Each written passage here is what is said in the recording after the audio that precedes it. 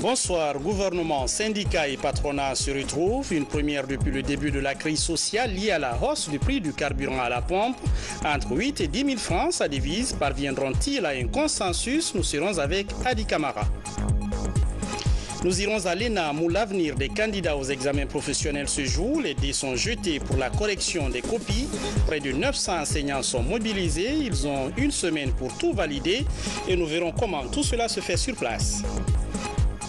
Et puis une question, pourquoi n'arrive-t-on pas à dégager la voirie publique?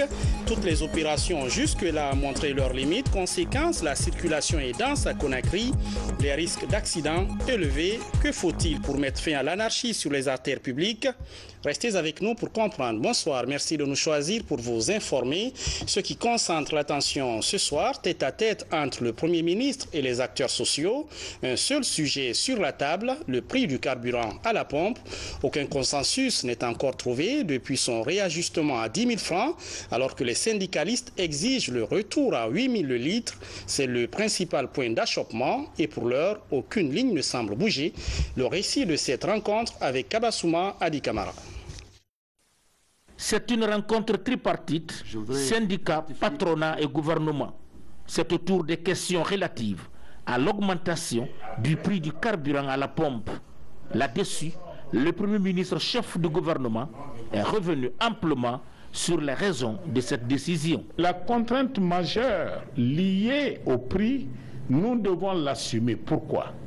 Quand vous arrêtiez cet accord, encore une fois, je n'étais pas aux affaires, le prix était à 47 $.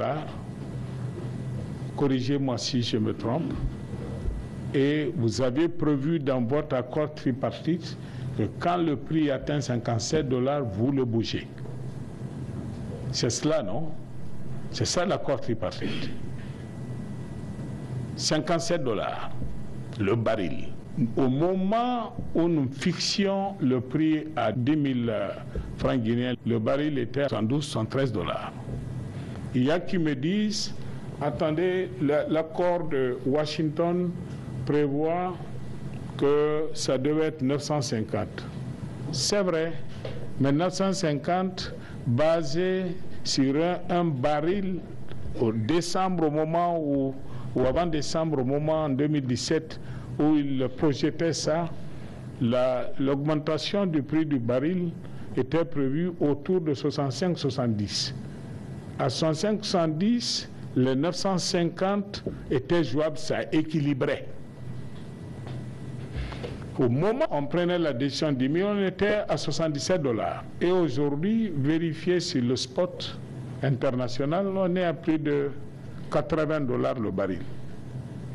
Ce que je suis en train de dire, la situation actuelle, même les 10 000 sont insuffisants pour s'en convaincre, comparé par rapport à la Côte d'Ivoire, qui est producteur en partie de son pétrole. La Côte d'Ivoire a du pétrole, contrairement à la Guinée. La Côte d'Ivoire a une raffinerie, contrairement à la Guinée. Le prix là-bas est plus cher qu'en Guinée. Plus cher au Sénégal qu'en Guinée. Plus cher au Mali qu'en Guinée. Sierra Leone, à peu près, je ne suis pas, parce que la monnaie est tellement flottante en Sierra Leone, je ne peux pas me hasarder. Je sais seulement qu'ils ont fait une augmentation de 33%, là où nous avons fait 25%. Maintenant, dépendant de la parité entre le lion et le franc guinéen, chacun peut faire ses calculs. Dr Ibrahima Kassouri Fofana s'est évertué également à donner d'autres explications par rapport aux conséquences économiques et financières des subventions accordées par l'État sur certains produits. La plupart des pays ont pratiqué une politique de subvention. Mais cette politique s'est révélée coûteuse. J'ai vu un article de Jeune Afrique il y a 2-3 jours. Il me plairait de partager avec vous, qui a fait une analyse, pas sur la Guinée, sur l'ensemble de la mise en cause de la politique de la subvention du pétrole en Afrique. C'est un mal commun pour l'ensemble de la planète, parce que tous les pays qui ne sont pas producteurs du pétrole confrontent ce mal-là Même ceux qui sont producteurs, j'ai cité la dernière fois l'exemple du Venezuela, ils n'ont pas voulu ajuster. Aujourd'hui, le Venezuela est dans des conditions de croissance négative. Le pétrole, nous ne le produisons pas. Comme toute marchandise, tu achètes, tu revends. Si c'est les denrées essentielles, on peut comprendre, c'est-à-dire le riz, le sucre, la tomate, l'huile. Et croyez-moi, le président de la République, même depuis Washington, depuis New York où il est, il a pris des mesures avec les gros importateurs pour stabiliser les prix. Et croyez-moi, je m'emploie depuis cette mesure sur ces denrées clés qui touchent les populations. Il n'y a pas encore un quart d'heure, j'étais en réunion avec le ministre des Budgets et un des importateurs du riz, de l'huile, pour garantir que les prix ne vont pas bouger au moins jusqu'en décembre. Les mesures d'accompagnement, nous sommes disposés et ensemble on peut travailler là-dessus. Pour lui, l'objectif du gouvernement est d'œuvrer dans le sens de l'amélioration des conditions de vie des populations à travers la réalisation des projets à caractère social et économique. La Guinée nous appartient, j'attends de vous des suggestions constructives pour qu'ensemble on améliore une situation hélas difficile. Le médiateur de la République, Mohamed Seydou Fofana, était là pour faciliter les négociations. On peut dire que c'est une première victoire que le gouvernement ait un entretien avec les syndicalistes pour s'expliquer, pour que chacun connaisse la motivation de l'autre. J'ai dit que chacun de nous a le souci de faire en sorte que ce peuple trouve du bonheur, que le gouvernement ait la possibilité de faire avancer les choses. Chacun anime par ce souci. Deuxièmement, j'avais constaté lors de mes démarches que chaque parti souhaitait rencontrer l'autre et dialoguer. Alors, la porte n'était ouverte nulle part. Alors, les conditions étaient réunies que les partis se rencontrent pour mettre sur la table, n'est-ce pas, ce qui est l'objet du désaccord. Je crois que c'est ce travail d'explication qui a été fait de part et d'autre. J'en profite pour féliciter les syndicalistes qui sont venus réitérer leurs positions, n'est-ce pas.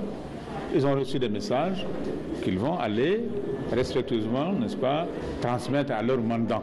Je félicite aussi le Premier ministre pour avoir donné des explications claires, précises, qui ont permis certainement aux uns aux autres de comprendre quelles sont les motivations du gouvernement.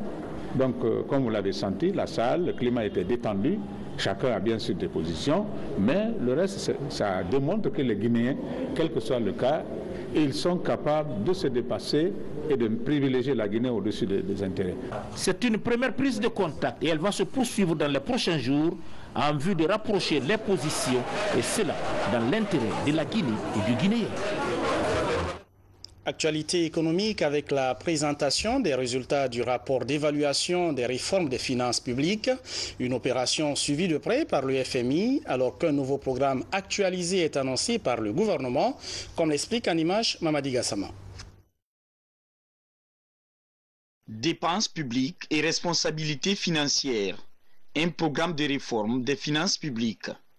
Après la phase de conceptualisation, le gouvernement guinéen et ses partenaires tentent d'actualiser le programme suivant le PNDS, Plan national de développement économique et social. Nous avons discuté avec la partie nationale d'un plan stratégique de réforme rénové qui s'appuie sur des cadres méthodologiques beaucoup plus évolués dans le cadre PEFA de 2016 et le cadre PIMA, comme je l'ai indiqué, Public Investment Management Assessment, évaluation de la gestion des investissements publics de 2018 du FMI. Et avec donc cette nouvelle base, on a un nouveau préfip actualisé qui a fait l'objet des échanges avec les autorités et qui inclut un cadre logique rénové et dans des dimensions assez significatives et qui vient de faire l'objet de discussions avec la partie nationale. Le programme est planifié pour une durée de 4 ans.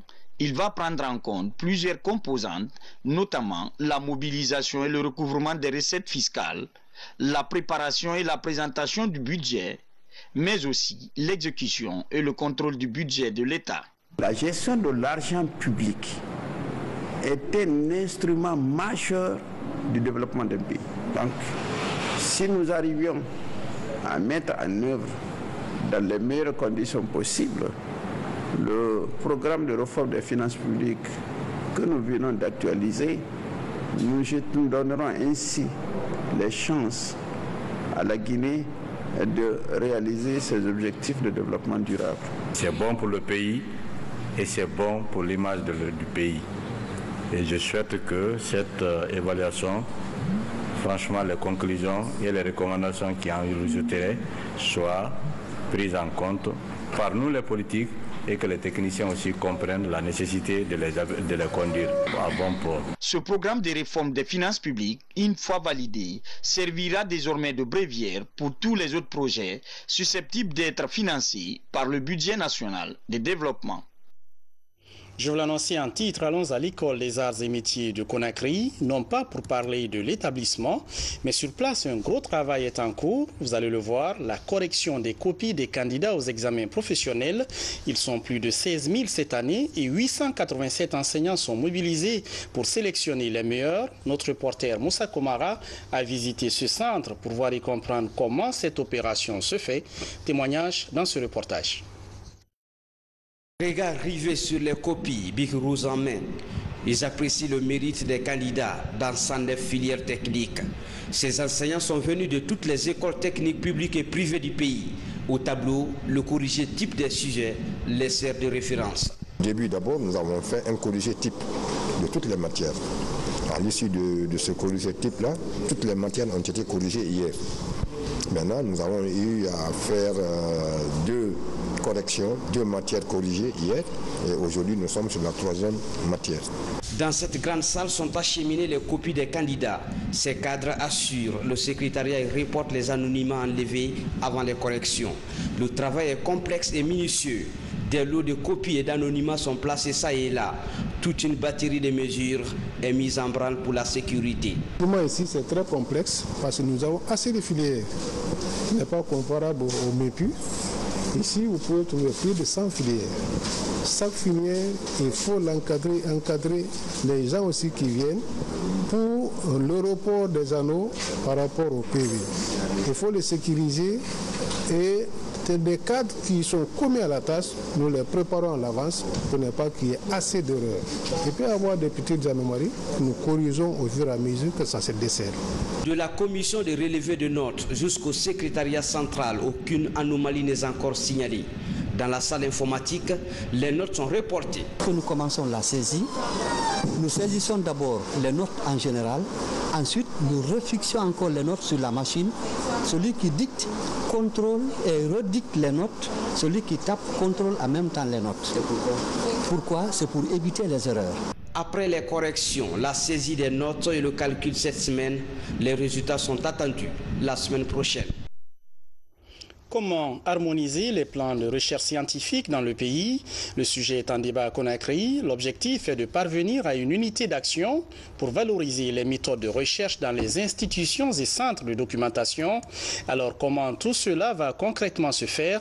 Élément de réponse dans ce reportage de Francis Collier. Pour avancer dans la recherche, la Guinée veut harmoniser les efforts et embrasser de nouvelles méthodes. Ce processus amorcé vise à développer des outils de planification que les institutions de recherche et les centres de documentation vont utiliser. Cette rencontre se fait dans le cadre de la synergie entre les institutions. Les plans d'action seront examinés de façon concertée, de façon participative, afin de voir les points faibles, les points forts, essayer de mettre en commun les activités qui nécessitent de l'aide. Cela permettra non seulement d'économiser les ressources humaines, d'économiser les ressources financières, mais aussi de contribuer au développement socio-économique du pays. Ce vaste programme est inscrit dans les priorités du ministère de l'Enseignement supérieur et de la Recherche scientifique. Il s'appuie sur l'expérience des pays développés à travers un partenariat stratégique. Nous voulons nous positionner, avoir des plans d'action bancables. Nous avons pris des spécialistes en plan d'action pour venir montrer à nos centres de recherche et de documentation comment monter un plan d'action pour ensuite trouver les moyens de réalisation de ces plans d'action. Une trentaine d'institutions de recherche scientifique et de centres de documentation du pays participent aux travaux. Désormais, les mêmes outils de planification validés vont être appliqués pour optimiser les résultats de recherche et faciliter leur conservation à travers les centres de documentation du pays. On va parler d'hygiène et de salubrité. Au ministère de la Communication, on veut impliquer les médias dans une campagne d'information des citoyens sur les risques liés au manque d'hygiène dans les foyers. Une vingtaine de journalistes en langue nationale sont formés pour intensifier les actions de sensibilisation sur l'hygiène et la salubrité pendant que les grandes pluies tombent sur Conakry. Maurice Sidibé. Jeter les ordures dans les caniveaux est une pratique quotidienne pour bon nombre de citoyens en Guinée. Venus des médias publics et privés, ces journalistes des langues nationales apprennent les techniques de sensibilisation sur l'hygiène et la salubrité publique. L'initiative gouvernementale de rendre plus propre Conakry nous a inspirés pour monter ce projet de formation sur la sensibilisation en matière de communication, sur l'hygiène et la salubrité pour Conakry. Quels sont ceux qui peuvent faire mieux ce travail? Nous avons estimé que c'est les journalistes. Mais les journalistes de quelle catégorie? Les langues nationales. Parce que quand on prend le pourcentage dans notre pays de ceux-là qui parlent le français, c'est peut-être 5%, 10%. Les 80% comprennent les langues nationales. Donc le message qu'on doit véhiculer pour l'hygiène. L'hygiène, c'est les relations entre l'individu et son environnement. Pour la salubrité, la propriété. Et pour la santé, je pense que c'est par le biais des journalistes des langues nationales qu'il faut qu'on s'adresse à nos citoyens, à nos populations. Pendant des jours, ces acteurs de la sphère médiatique vont se familiariser avec les techniques de communication en langue locale en vue d'un changement de comportement à la base. En vous invitant à prendre part à la présente formation, le ministère de l'Information et de la Communication voudrait vous traduire l'intérêt qu'il attache à la lutte contre l'insalubrité et à sa ferme volonté d'œuvrer pour la promotion de l'hygiène publique ou collective. Ainsi, j'ai la ferme conviction, comme beaucoup d'entre vous, que l'insalubrité n'est pas une fatalité, mais au contraire, un fait de société, donc le résultat du comportement de l'homme. Chers journalistes, pour que l'homme change de comportement ou d'attitude vis-à-vis de lui-même et vis-à-vis de la société, celui-ci doit nécessairement être suffisamment informé sur ses droits et surtout sur ses devoirs. Si certains agissent négativement sur notre cadre de vie, d'autres par contre le font par pure ignorance. Au terme de cette session de formation, ces journalistes vont se mettre en réseau afin de mieux accomplir leur mission dans leurs services respectifs. Et puis notre rubrique Guinée en bref, une compilation de sujets sur l'actualité nationale proposée par la rédaction. C'est un commentaire de Valérie Talimanet.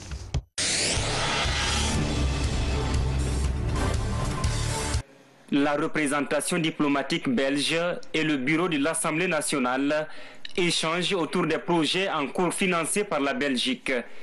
L'essentiel des activités est consacré à la santé sexuelle et reproductive, l'entrepreneuriat, la fourniture d'eau potable et l'assainissement, pour un montant total de 65 millions d'euros. D'autres perspectives sont envisagées pour renforcer cette coopération. Mais on a également parlé d'autres défis que la Guinée doit relever, que ce soit par rapport à l'éducation, par rapport aux infrastructures, notamment routières, la santé dans son ensemble, également le problème de la migration.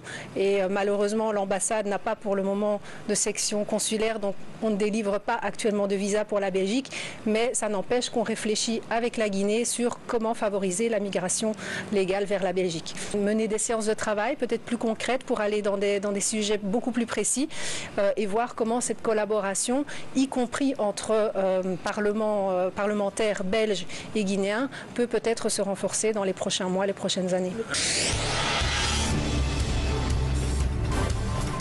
C'est une poignée de main qui suscite beaucoup d'espoir au secrétariat général du gouvernement. Ce mercredi, le diplomate français en poste à Conakry est venu s'imprégner du fonctionnement de l'institution. Après un tour dans les différents services, le constat révèle un besoin important en termes d'équipement et matériel. J'ai constaté qu'il y avait quand même une certaine difficulté en termes de bâtiments, puisqu'il y a plusieurs bâtiments qui prennent l'eau, en termes d'équipement informatique qui ne fonctionne plus, et puis en termes de gestion des ressources humaines. C'est vraiment important de mettre l'accent sur un meilleur fonctionnement du SGG, parce que le SGG est au cœur, encore une fois, et à l'interface de l'État qui travaille avec la primature, avec la présidence, avec l'Assemblée nationale, avec la Cour suprême. On recevra une requête dès que possible de la part du secrétaire général, une requête sur les différents axes de priorité de coopération qu'on va étudier, et j'espère que dès la rentrée on pourra effectivement mettre en musique certaines actions de coopération avec le SGG. La troisième audience dans l'affaire de détournement de deniers publics à l'Office guinéen de publicité et à l'Office guinéen des chargeurs, initialement prévue pour ce mercredi, est renvoyée au vendredi 20 juillet 2018 pour la délibération au tribunal de première instance de Kaloum. Raison évoquée, le juge en charge du dossier n'aurait pas fini de rédiger sa décision. C'est un passage obligé pour les riverains de ce cours d'eau de Kakimbo. Le pont de fortune qui servait à la traversée a cédé depuis le 9 juillet sous la pression des grandes pluies. Kakimbo est souvent la cible des grandes inondations. En cause, les constructions anarchiques auxquelles se livrent les citoyens d'année en année. Pour se rendre à la mosquée du quartier, les habitants de cette rive doivent affronter les eaux fraîches. Il s'engage à rétablir le pont de fortune en attendant des initiatives pérennes. Pour quitter, passer de l'autre côté, nous traversons sur ce pont. La grosse pluie qui était venue la semaine passée, vous voyez, il a effondré notre pont, le pont est passé. Donc on n'a pas cette opportunité de venir mettre le pont là, de refaire le pont.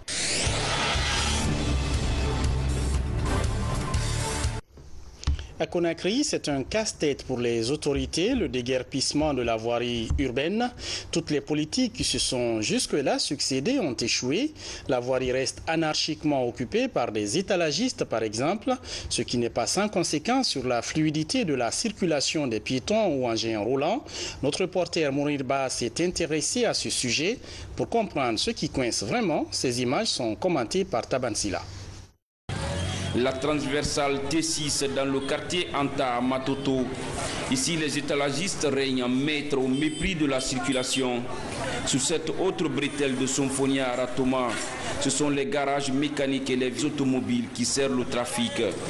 Dans cette situation qui perdure, Conakry a enregistré un des plus graves accidents de la circulation avec 12 morts et plusieurs blessés à Antag en 2014.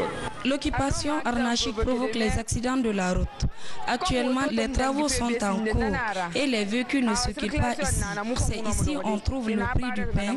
C'est pourquoi nous sommes assis sur la route. Quand il y a accident, je suis concerné. Mon épouse est concernée, ma soeur est concernée. Quand tu occupes une société, que tu te dises que toi qui rentres du boulot, tu vas perdre du temps. Mais cette perte de temps est occasionnée par ta cousine, par ton épouse, par ton frère qui a quitté le marché pour la route.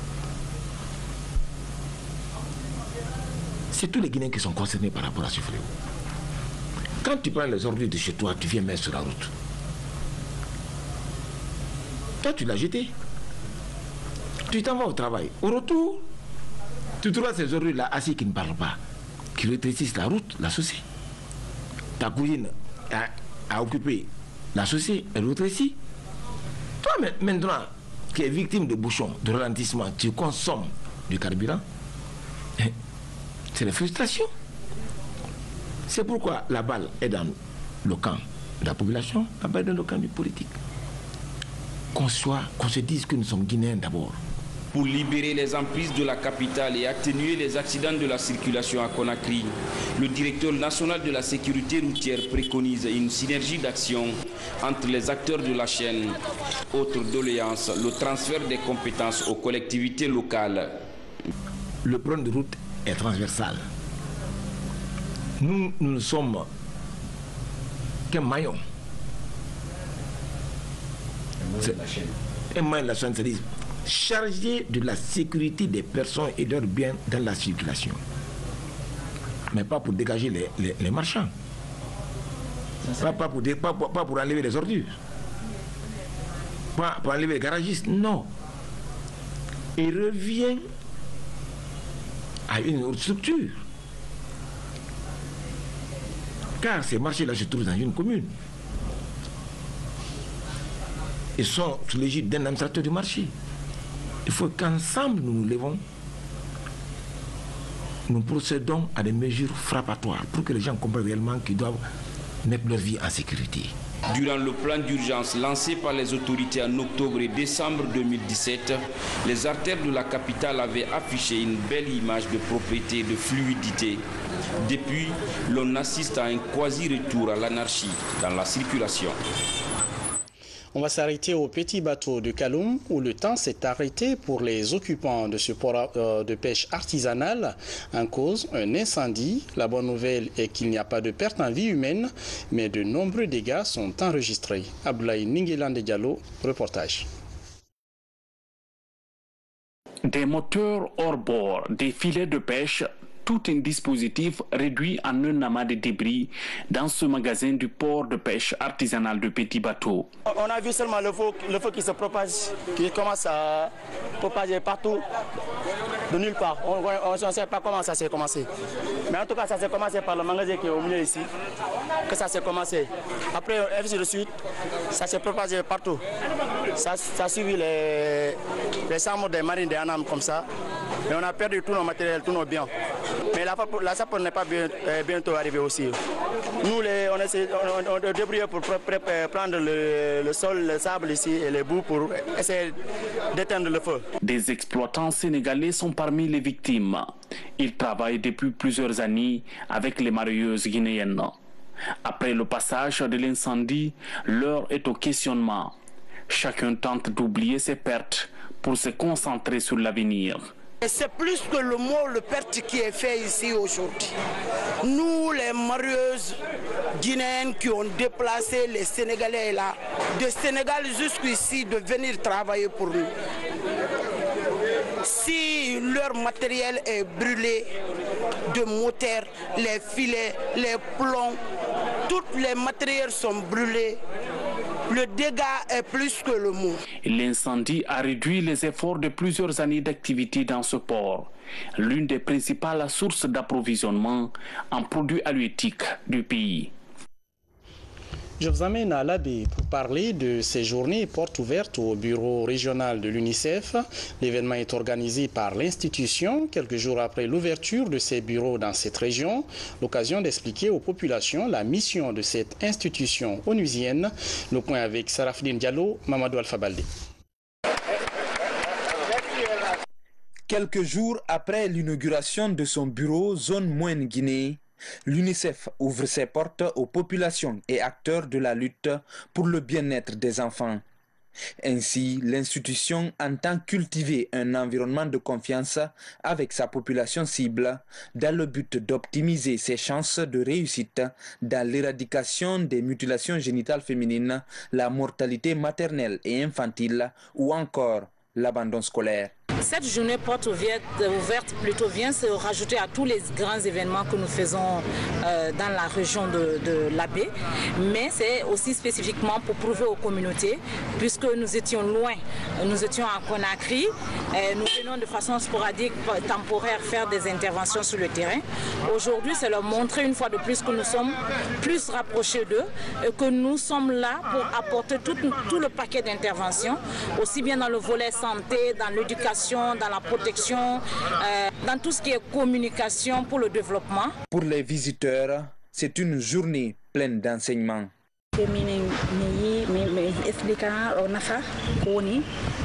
Je suis très contente pour l'arrivée du bureau UNICEF à l'Abbé. Vraiment, ce que j'ai pu apprendre ici, j'ai vu vraiment l'importance de la scolarisation de la jeune fille à l'école, l'éducation des enfants à l'école, mais surtout de la jeune fille à l'école. Vraiment, aujourd'hui, je regrette beaucoup pourquoi moi, je n'ai pas été scolarisée. L'UNICEF l'Abbé compte redynamiser davantage la longue et difficile bataille pour le respect du droit des mineurs et que des phénomènes comme le mariage précoce par exemple disparaissent à jamais. Voilà, c'est tout pour les infos de ce soir. Merci de nous regarder à Batena Fadji, Dingirai, Lola et Kirwane. Demain, vous serez avec Hassan Hilal Silla à 13h, 17h et 19h. Fanasouma vous rejoindra à 20h30 dans Guinée Info. Très belle soirée et à très vite.